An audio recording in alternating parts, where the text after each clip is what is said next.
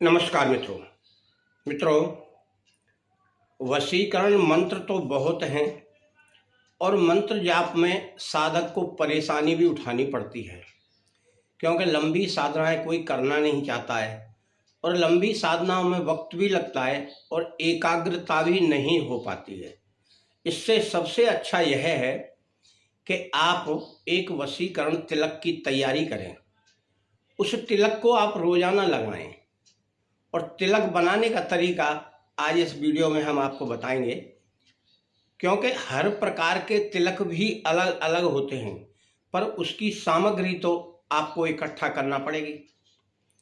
क्योंकि तिलक लगाने से आसान रहता है, फिर आप जहां जाते हैं और किसी को भी प्रभावित करना है या किसी के ऊपर भी अपनी छाप छोड़ना है या प्रभाव दिखाना है, तो उस तिलक के द्वारा आपका व्यक्तित्व निखरेगा और सामने वाला जो आपसे बात करेगा वो आपसे प्रभावित होकर आपकी बात मानेगा और गौर से सुनेगा।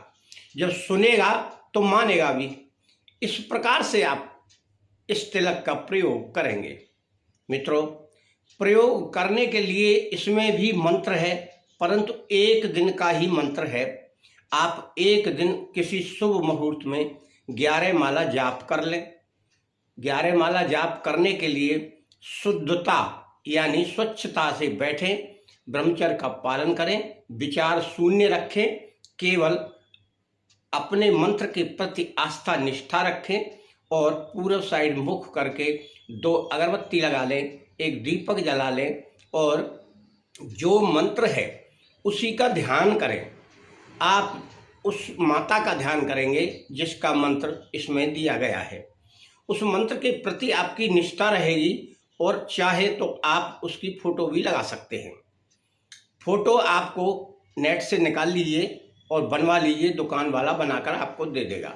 फिर आप सामने बैठें और बड़े ही शांति से उस शुभ नक्षत्र में, यानी या तो कोई ग्रहण हो, होली हो, दिवाली हो या पुष्य नक्षत्र तो हर महीने आता ही है, उसका आप इस्तेमाल करके अपने मंत्र को सिद्ध कर लें। 11 माला में यह मंत्र सिद्ध हो जाएगा। फिर आप सिद्ध करने के बाद आपको तिलक तैयार करना है। तिलक की सामग्री हम इसमें बताएंगे और वह तिलक की सामग्री भी आपको इकट्ठा करना है, तो उसी समय करना है जब शुभ मुहूर्त हो। यह भी सारी गोपनीय विधि है, क्योंकि जो विधि गोपनीय होती है वही ज़्यादातर कार्य करती है। इसमें 2 वस्तुओं की जरूरत आपको पड़ेगी। एक वस्तु तो है ब्रह्मदंडी की जड़। आप जड़ ले आइए, अगर सूख जाए तब भी कोई बात नहीं है, लाकर आपको रखना है उस शुभ मुहूर्त में। और एक आपको लेना है गुंजा, सफेद गुंजा का रस। बस ये दो ही चीज इसमें है।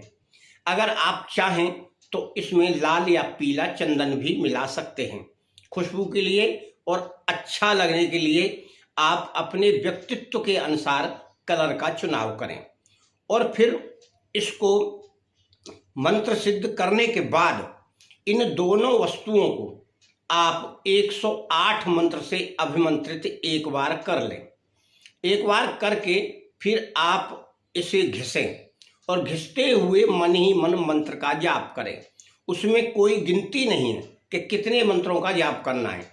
आप किसी पत्थर पर घिस सकते हैं उसे, जैसे रगड़ करते हैं तो थोड़ा सा सफेद गुंजा का रस डालें और ब्रह्मदंडी की जड़ को घिसते हुए जाएं।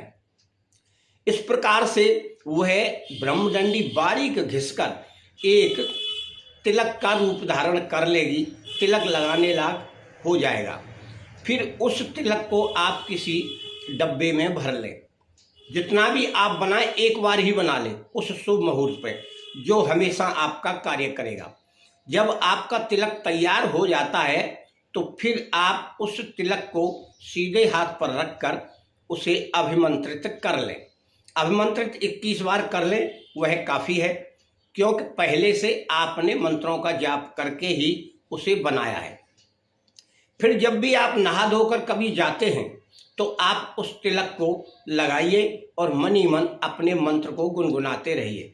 फिर आप तैयार होकर, यानी तिलक सबसे लास्ट में लगाया जाता है जब हम जाने वाले होते हैं, तब कपड़े अपड़े पहनकर बिल्कुल तैयारी करके अब हमें जाना है, जिससे वह तिलक ज़्यादा देर तक आपके माथे पर रुके। और अगर आप ऐसा समझते हैं कि वह तिलक छूट जाता है तो उसमें थोड़ा सा आप चमेली का तेल मिला सकते हैं। वह हथेली पर मिलाएं, हथेली पर तिलक लगाएं, थोड़ा तेल मिलाएं, फिर उसको धारण करें तो वह काफ़ी देर तक आपके मस्तक पर रहेगा। जब मस्तक पर ज़्यादा देर रहेगा तभी तो आपका वह प्रभावी कार्य करेगा। मित्रों, इसका मंत्र है ये।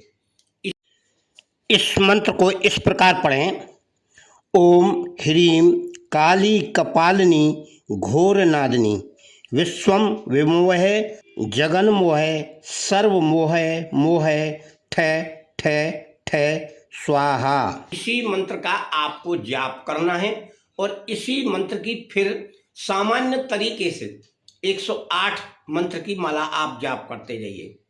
फिर यह मंत्र आपका हर जगह कार्य करेगा और प्रभावी रहेगा और वशीकरण का कार्य वह तिलक आपका करेगा।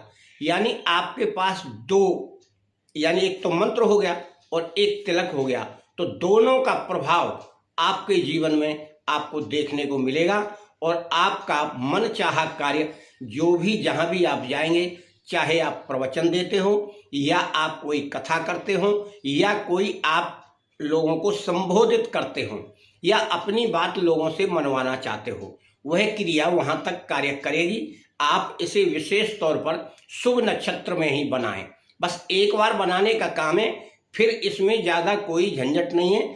थोड़ा ज़्यादा आप बना के रख लें जो हमेशा आपके काम आए। आपका और आपके घर परिवार का मंगल हो। सदा आप अच्छा कार्य करेंगे तो परिणाम भी अच्छा ही होगा। मित्रों, हमेशा अपने गुरु का सम्मान करें और ईश्वर का सम्मान करें तो स्वतः ही सारा कार्य बनने लगता है।